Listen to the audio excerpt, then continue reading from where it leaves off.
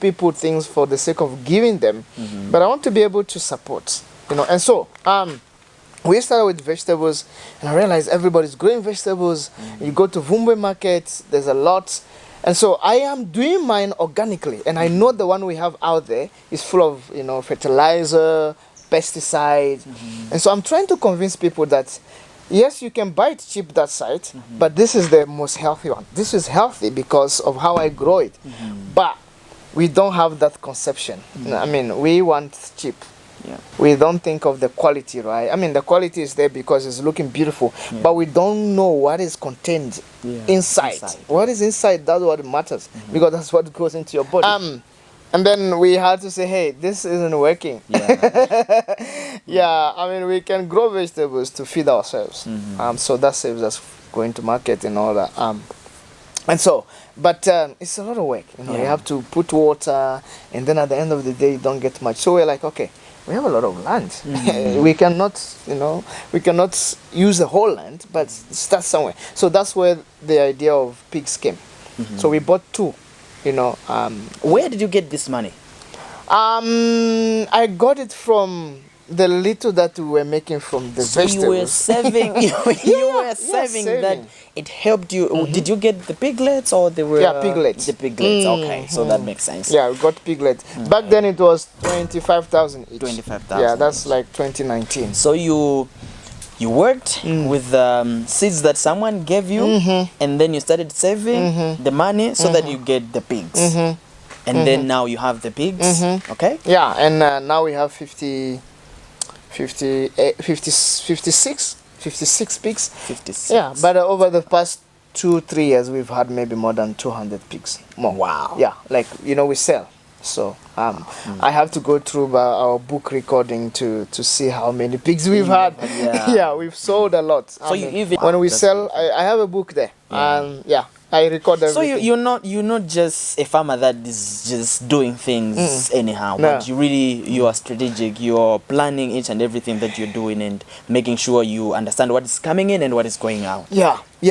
Because I mean, I am a Christian. I believe in Jesus. I believe in the Bible. Jesus said, when somebody wants to build a house, they sit and they calculate how much it's going to cost them to build that house. And they find a good place, like the foundation. Exactly. Yeah. And so, I think success doesn't just happen. You need to know what is your goal, where you're going, and why are you doing what. If you don't have a reason to do what you're doing, man, it's a waste of time. And as I said, we don't want to do things for the sake of just getting 200 kwacha. And so I want to make sure that what we are doing is not just a waste of time, or it's not just something that is looking beautiful. Because sometimes you can do something that it looks very beautiful, but the question is, are you really reaching your target? The goal. And the goal is really to be able to make an increased profit. I mean, the margins are not big, but we are growing. Entrepreneurship. You're growing muscles. What I'm getting here is that your consistency should help you to help you see that you're making progress. It doesn't need you to be very fast. It doesn't need you to have a big or huge profit. No. But you just need to see that there's consistency, there's progress that is happening in what you're doing. That's right. There is improvement. Amazing. And another thing to say is, we want to be a blessing to people. Yeah. And so my farm, I usually tell people in the next 10 years, I want to be able to employ like 20 people. Why? Because I believe in impactation. I believe in employing somebody, offering them the job, even if I'm not getting paid. Right now, I don't get paid from the farm. I work on the farm, but I'm not getting paid, but I'm paying people to work. Wow. Yeah. So I don't want to say I'm supporting them because they are working. I'm paying them for their work. And out of what I'm paying them, they're able to feed themselves. They're able to feed their wife. Some of them have kids. They're able to send their kid to school. Wow. So my farm is impacting me, is impacting somebody, and that somebody is impacting his family, and that family is impacting a community. Yeah. You see, so it comes from me, somebody. Yeah. So we want to be able to bless other people.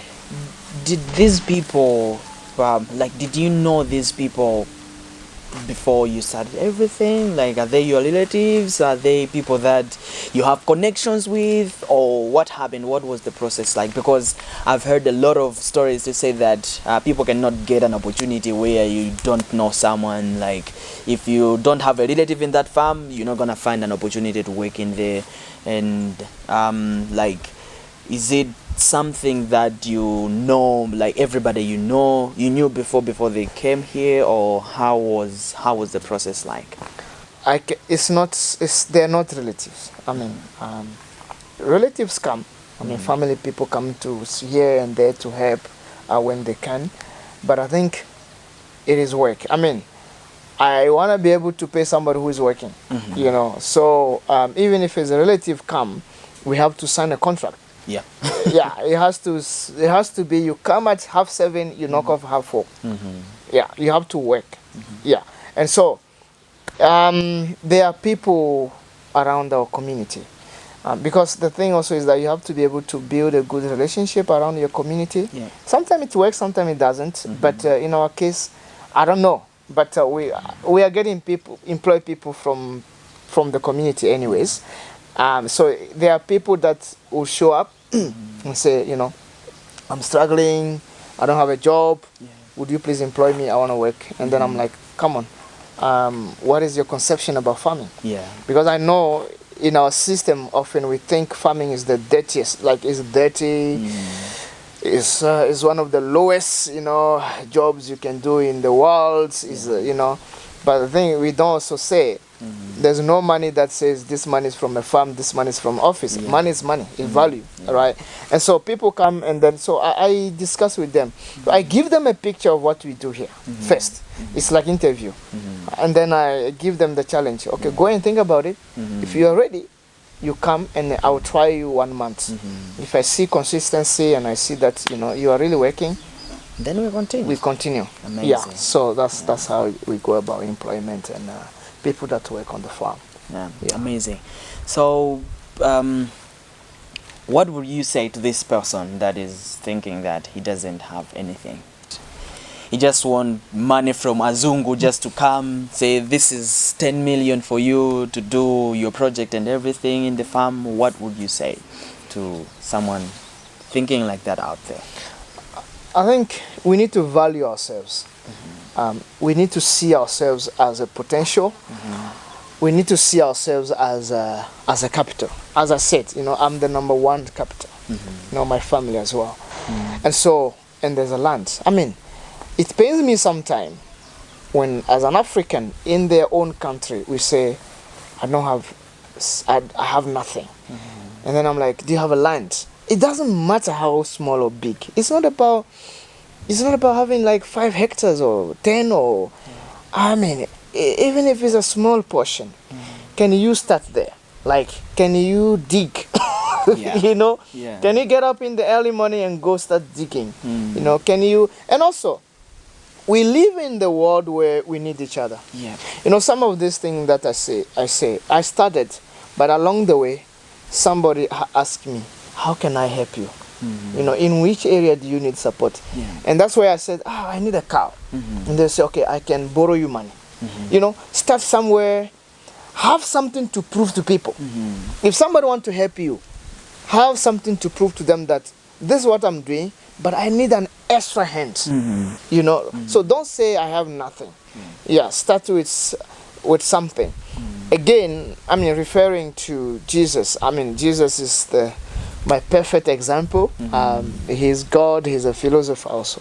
But there's a story where Jesus was saying, there's a rich guy who was going on a journey and called 3 of his workers. One he gave 5 talents or 5 bags of gold, another one 2, another one 1.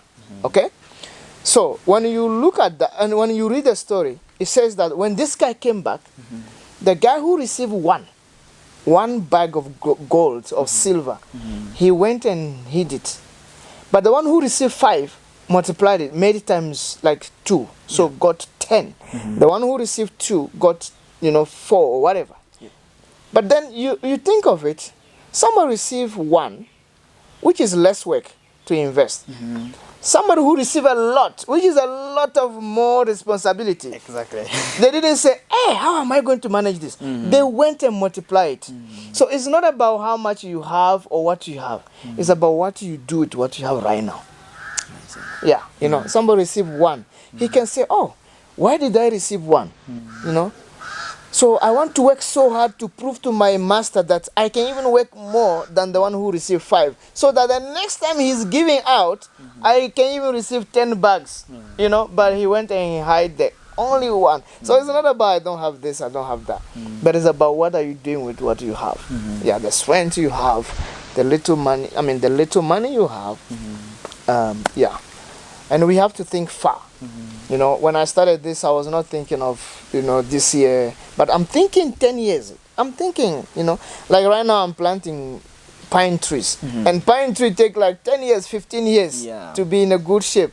So if I was somebody who wanted quick money, I don't know, but quick money cannot. You would have just go and or even go bring me a bed. And exactly, or even sell that portion. Yeah. Like I can say, this portion, let's just sell it. Maybe we'll make 1 million. Yeah. But then, what will I do with that 1 million? Exactly. Yeah. So, I think far, think long term, think generational.